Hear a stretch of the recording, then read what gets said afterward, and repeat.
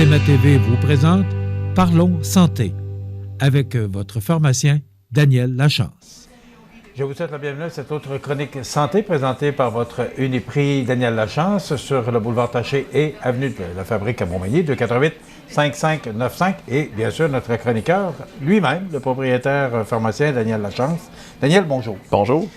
Daniel, on vit une pénurie de main-d'œuvre, on vit des ruptures de stock dans les magasins. Et là, j'espère que vous n'avez pas de problème de main-d'œuvre. Moi, ça va bien chez nous. Je touche du bois, mais évidemment, on n'est jamais à l'abri de rien, maladie et autres. Là, mais je dois être endurable. Là, je garde mon staff. C'est doux à l'oreille d'entendre ça parce que toutes les entreprises sont à la recherche de main-d'œuvre. Mais on a un autre problème. C'est des ruptures de stock qu'on a en magasin. Et justement, quand on a préparé la chronique, je suis resté un peu surpris. Ah oui, dans une pharmacie. Expliquez-nous, parce que... Ben oui, on n'est pas à l'abri complètement. Les gens le remarquent. Que ce soit sur le plancher, écoutez, sur le plancher, les produits qui sont sur les tablettes, bon, c'est plate, c'est dommage, c'est frustrant, mais ça n'a pas d'impact majeur sur la santé des gens. Je veux dire, moi, ça me frustre parce que j'ai des tablettes avec des petits collants bleus, parce que il est en rupture de stock, puis là, on a plein de places vides sur les tablettes, puis c'est hors de notre contrôle. Puis, je trouve ça ordinaire parce que, on veut être prêt aux affaires, on met tout en œuvre pour servir les clients puis donner ce qu'ils ont besoin. Puis, pour des raisons, des fois obscures des compagnies ou qui mettent sur le dos là, de la COVID ou plein de raisons. Puis, la pénurie de main-d'œuvre, mais, des fois, je trouve ça a le dos large là, pour ces grosses compagnies-là, là, du moins qui sont souvent très automatisées, tout ça. En tout cas, bref. C'est un autre débat, mais bref, c'est plate, mais c'est juste plate. C'est pas dramatique, ça met pas la vie des gens ou la santé des gens en jeu. Ça suscite de la frustration, mais pas d'inquiétude chez les gens. On change de sorte de shampoing. Bon, ça casse nos habitudes, mais on survit. Même chose dans les produits cosmétiques, tout ça, mais bon, on n'aime pas ça, puis ça change nos habitudes, puis, mais c'est pas pire que ça. Au niveau des médicaments, on le vit, il y a des pénuries, il y a des ruptures de stock qui, des fois, n'ont pas d'impact du tout sur la santé parce qu'il y a une autre compagnie qui est disponible. Mettons, on prend une molécule, qu'il y a 20 compagnies qui font la même molécule, qu'il y ait une ou deux ou trois compagnies qui tombent en rupture, mais que les autres restent disponibles. La personne, on va leur dire, on a changé de compagnie générique, le médicament, le comprimé, il a la même apparence, il a le même dosage, tout ça, il n'y a pas de... Souvent, il joue le même rôle. Exactement. Ça suscite... ça, c'est une rupture qui n'est pas trop... pas trop inquiétante pour personne, parce qu'on donne la même molécule dans une autre compagnie. C'est juste plate, parce que, bon, nous autres, mettons, si j'ai une cellule dans mon robot qui contenait ce médicament-là, il faut la recalibrer pour la nouvelle compagnie. C'est du temps qu'on passera à faire d'autres choses, mettons, mais... Encore une fois, ça n'a pas un impact majeur. Ensuite, des fois, quand toutes les compagnies génériques viennent backorder pour une molécule en particulier, puis là, qu'il faut donner l'original puis que ça coûte plus cher aux gens, on augmente d'une coche de plus frustrant. Mais ce que je veux dire aux gens, c'est que si on est rendu là, c'est parce qu'on n'a plus d'options. Parce que, moi, je n'appelle pas juste quand il y a des pénuries comme ça, on n'appelle pas juste mon grossiste, là, j'appelle chez tous les grossistes, dans toutes les pharmacies, voir s'il y en a encore. On a déjà fait toutes les recherches. Quand on est rendu à faire payer plus cher aux gens un original parce qu'il n'y a plus de générique, c'est parce qu'on a tout fait ce qu'on aurait fait pour notre père. Là. On a fait le tour. Puis, c'est une pénurie ici. Il y a la pénurie partout. Parce qu'en pharmacie, notre code d'éthique nous oblige à se dépanner. S'il y a un produit, moi, par exemple, j'ai une super bonne relation avec mon compétiteur, M. Thibault. Si moi, j'ai accès à une molécule que lui, il n'a pas accès pour sa clientèle, puis qu'il m'appelle, je suis capable d'en commader, je vais en commander pour lui et vice-versa. C'est pas... notre code d'éthique nous dit d'être... puis le code d'éthique nous dit d'être courtois, puis de pas laisser un collègue dans le fond, dans une situation qui est précaire. Mais il y a quand même une belle... oui, à la base, oui, c'est ça. Outre ça, parce que des fois, même s'il y a des endroits, même s'il y a le code d'éthique, ça joue off un peu. Mais non, on a une relation respectueuse, puis c'est bien correct. Là. Puis, on se dépanne. Fait qu'on a déjà fait là, toutes ces recherches-là. Parce que ça arrive souvent que les gens, ils appellent l'autre bord pour dire, là, l'autre bord, ils n'ont plus mon médicament, puis ils m'en font payer plus cher. Là, vous en avez-vous? Mais là, ils se font répondre, non, ils nous ont déjà appelés.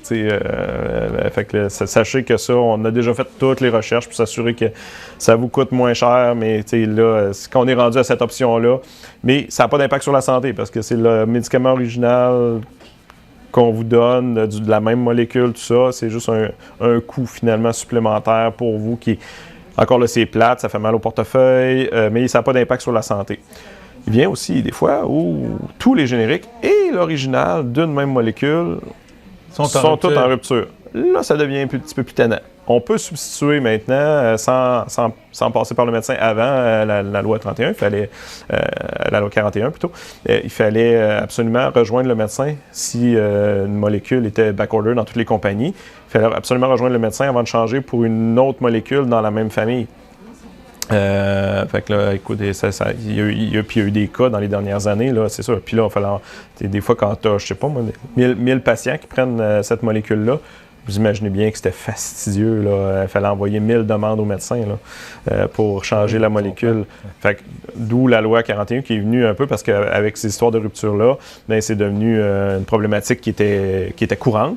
Donc, on a maintenant de manière autonome, on peut modifier le médicament d'un patient pour une molécule de la même famille à dose équivalente. Et aviser le médecin, mais sans qu'il ait besoin de nous faire un retour ou de contresigner, simplement l'aviser pour que lui soit à jour dans son dossier, évidemment, puis qu'on ait toute la même information. Mais là, ça peut susciter plus d'ajustements parce que, mettons, si c'est pour l'hypertension, bien, quand on fait un switch comme ça, oui, on donne la dose relativement équivalente, mais c'est pas une science parfaite là, d'un médicament à l'autre de la même famille. Donc, on fait suivre on va demander au patient de prendre sa pression, faire un suivi.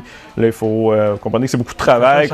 On pourrait faire deux choses. Bien, ça peut, pas majeur, mais tu sais, mettons le patient qui était stabilisé à 135, puis là, on fait le switch, puis là, ben, il se tient plus autour de 140, mais il va falloir réajuster la dose un petit peu à la hausse pour cette molécule-là parce qu'on n'est pas optimal. Fait que, ça demande un suivi, ça demande une implication du patient, une inquiétude évidemment du patient qui est légitime parce qu'on change son médicament, parce qu'on n'a pas le choix. Puis ça aussi, dans ce cas-là, appelez pas dans les autres pharmacies, c'est quelque chose qu'on va déjà avoir fait. Là. Si on est rendu là, c'est parce qu'on a déjà fait toutes les recherches, toutes les ressources. Quand on change pas pour le fun. C'est pas le fun pour nous parce qu'on se crée du travail, parce que là, il faut faire un suivi avec le patient, s'assurer que tout va bien, qu'il n'y a pas de modification au niveau de ses paramètres, que ce soit pour la pression ou pour le diabète, peu importe. Il faut faire un suivi avec le patient. Donc, nous, ça nous rajoute une charge de travail qu'on n'avait pas besoin. On cherche pas de l'ouvrage. On en a. Et puis, pour le patient, ben, c'est une inquiétude aussi. On change son médicament, tout ça. Puis, bon, très rarement des impacts sur la santé des gens parce qu'on réajuste, puis on finit de trouver la bonne dose si jamais c'est pas parfait, puis tout va bien. Mais ça suscite déjà un petit peu plus d'inquiétude. Puis ça, puis plus de travail, surtout. Est-ce que c'est fréquent? Pour des molécules au complet, toutes, c'est moins fréquent, mais c'est tous les mois, quand même. Tandis qu'un backorder de quelques compagnies, c'est tous les jours. Là. Mais qu'on doit changer une molécule pour un patient, à peu près une fois par mois, je dirais. Quand c'est pas des grosses molécules, c'est pas grave. Là, quand tu as juste, je sais pas moi, 20-30 patients, mais quand c'est des blockbusters puis que tu as du 1000-2000 patients avec ces molécules-là, ça devient lourd au quotidien. Là, fait que ça, c'est tannant. Vient aussi des fois que, mettons, il y a juste un ou deux médicaments dans une famille de médicaments, puis que là, tout tombe BO dans la famille de médicaments au complet. Là, il faut voir avec le médecin c'est quoi l'alternative. Fait que là, on revient au problème. Là, c'est encore moins fréquent, mais on le voit de temps en temps. Mais là, ça suscite plus d'inquiétude pour le patient parce que là, il faut changer complètement son traitement. C'est ça. Puis encore là, qu'on est rendu là, c'est parce qu'on a encore plus épuisé toutes les places. Là, des fois, on va chercher loin pour trouver les médicaments. Quand vous êtes au médecin, là, oui, parce que dans le fond, le but, c'est de trouver la solution la plus simple et la plus, qui est la mieux pour le patient, puis la plus proche de ce qu'il prenait déjà. Mais là, qu'on est rendu à changer complètement le traitement, qu'il n'y a plus rien dans la même famille, là, il faut discuter avec le médecin des alternatives parce que là, on change quand même l'impact sur la santé. Puis, ça arrive des fois que rendu là, ben, le meilleur médicament, c'était celui-là qui est BO. Puis là, il faut retomber à des médicaments qu'on aime un peu moins. Ou, pas qu'ils seront pas bons, mais qui sont plus optimales. Fait que là, ça, c'est tannant. Puis ça,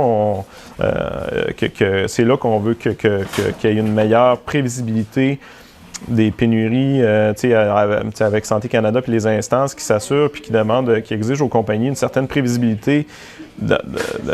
On ne peut pas être à l'abri des ruptures de stock zéro, mais qu'ils se gardent peut-être un peu plus d'inventaire parce qu'il y a ça aussi, pourquoi ça tombe en rupture. Il y a plusieurs raisons, effectivement, mais il y a aussi une raison économique que les compagnies baissent beaucoup leurs inventaires pour baisser leur coût d'inventaire. Donc, aussitôt qu'il y a un débalancement de la chaîne de montage ou quoi que ce soit, qu'il y a un débalancement dans la demande ou tout ça, ils tombent en rupture.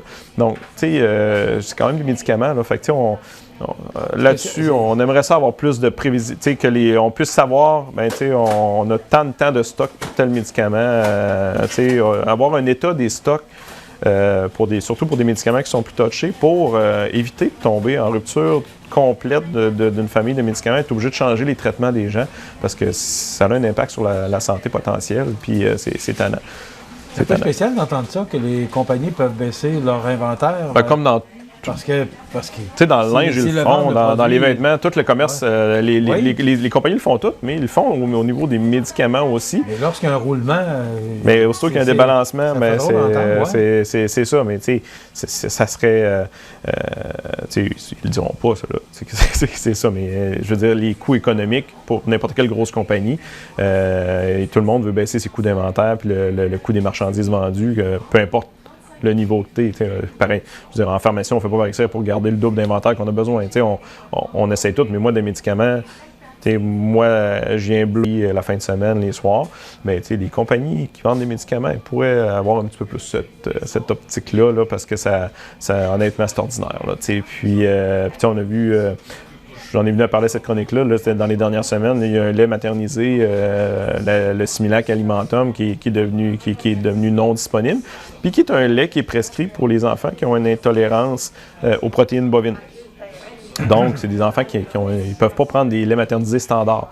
Puis il n'y a pas d'autres compagnies qui offrent ce lait de ce type-là. Bon, des fois, on peut essayer le lait de soya, mais ça peut répondre à une certaine. Il y a des enfants qui vont développer une intolérance à toutes les protéines, que ce soit le soya, les protéines bovines. Donc, on est obligé d'aller vers des laits prédigérés comme l'Alimentum. Et là, pour les enfants qui sont vraiment intolérants et au soya et aux protéines bovines, puis qui étaient bien avec l'Alimentum, bien là, on est obligé d'aller, mettons, vers le Nutramigène qui est en acides aminés. Là, c'est un lait qui est très spécialisé pour les allergies sévères. Là, on est obligé de donner quelque chose de plus poussé. Puis ça sent l'iarbre en plus, là. Je sais pas comment ils font pour boire ça. Petite parenthèse. Mais, puis, des fois, le bébé ne l'accepte pas, le Nutramigène. Quand il est rendu plus vieux, il est habitué à l'Alimentum, puis que là, ça goûte pas pareil, ça sent pas pareil. Là, il y a des mamans qui paniquent un peu.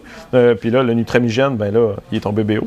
Parce que tout le monde en achète, parce que là, il n'y a plus d'Alimentum. Là, tout s'ensuit. Là, on est rendu à du Puramino, qui est un lait pour les allergies extrêmement sévères, que là, on donne à des enfants qui ont une intolérance plus légère, qu'on n'a pas le choix, mais puis qui est un lait qui est extrêmement dispendieux parce que c'est des laits spécialisés. Fait que là, ça s'ensuit comme ça. Puis là, j'avais à peu près 20-25 parents par jour qui venaient en pharmacie voir s'il nous restait de l'Alimentum. Puis on ne pouvait pas leur en donner, on n'avait plus. Puis c'était la panique là, dans les yeux des parents. Là. Fait que, c'est ça qui crée la panique. C'est ça. C'est un peu ça qui m'est venu de parler des pénuries puis des ruptures de stock parce qu'on le vit en pharmacie puis on a une période qui est un peu élevée. Mais par peur d'en manquer. Fait que c'est là que la pénurie se crée. Ben, oui, puis là, c'est pour ça que nous autres, on contrôlait ce qu'on donnait une caisse à la fois, tout ça, même si les parents voulaient plus. Mais de toute façon, on est venu au même point, qu'il n'y en a plus. Puis là, les autres compagnies tombent toutes BO une après l'autre. Là, c'est inquiétant parce qu'on ne sait pas combien de temps il va nous rester là, on a du Puramino qui est un lait pour les allergies sévères, comme j'expliquais, puis qu'on donne at large, mais que les volumes ne sont pas habitués là, de vendre ça. Fait que c'est sûr qu'il faut probablement tomber en rupture, lui ici. Puis là, qu'est-ce qu'on va faire? Là? La question se pose. Fait que, c'est ça, l'industrie, il me semble qu'il faudrait qu'il y ait un petit peu plus de sérieux, peut-être une manière d'être plus au courant de leur stock puis de ce qui arrive pour avoir une meilleure prévisibilité en cas de rupture. Là. Parce que le problème, c'est... Ben là, c'est ça. Puis il y a une inquiétude qui est légitime de la part des gens. Là. Daniel, il reste 30 secondes. Depuis le 14 mai, il n'y a pas de changement parce que c'est préenregistré, vous allez comprendre. Depuis le 14 mai, il n'y a plus de masque, où il est plus supposé d'avoir de masque. Est-ce qu'en pharmacie, il faut continuer à porter le masque? Aujourd'hui, ou au moment où je vous parle, je ne le sais pas. Je le souhaite que non, dans la partie commerciale. Pour nous, il va falloir travailler avec un masque parce qu'on est un milieu de soins. Si vous venez voir, mettons, l'infirmière dans son bureau, ça va prendre le masque dans le bureau de l'infirmière parce que c'est un milieu de soins. Ça, c'est quelque chose que je suis sûr aujourd'hui. Pour la partie commerce en avant, j'ose espérer que non, parce que ça va devenir difficile pour les gens de savoir pourquoi en pharmacie on le met puis ailleurs on le met pas. Okay. Donc, je me réfère à l'AQPP, l'Association québécoise des pharmaciens propriétaires, qui attend aussi des réponses là, de la santé publique et tout, parce qu'on est considéré comme un milieu de soins, mais on est un peu hybride. Là. Fait que j'espère que non dans la partie commerce, mais pour la partie arrière, si on a besoin de voir le pharmacien dans le bureau ou l'infirmière, il va falloir le mettre. À la prochaine chronique, on fera le point là-dessus. Merci beaucoup, Daniel Lachance, pharmacien, qui vous présente ces chroniques Uniprix Daniel Lachance sur le boulevard Taché et avenue de la Fabrique 248-5595. Toujours très intéressant, tes chroniques santé. Voilà, ça complète. Merci.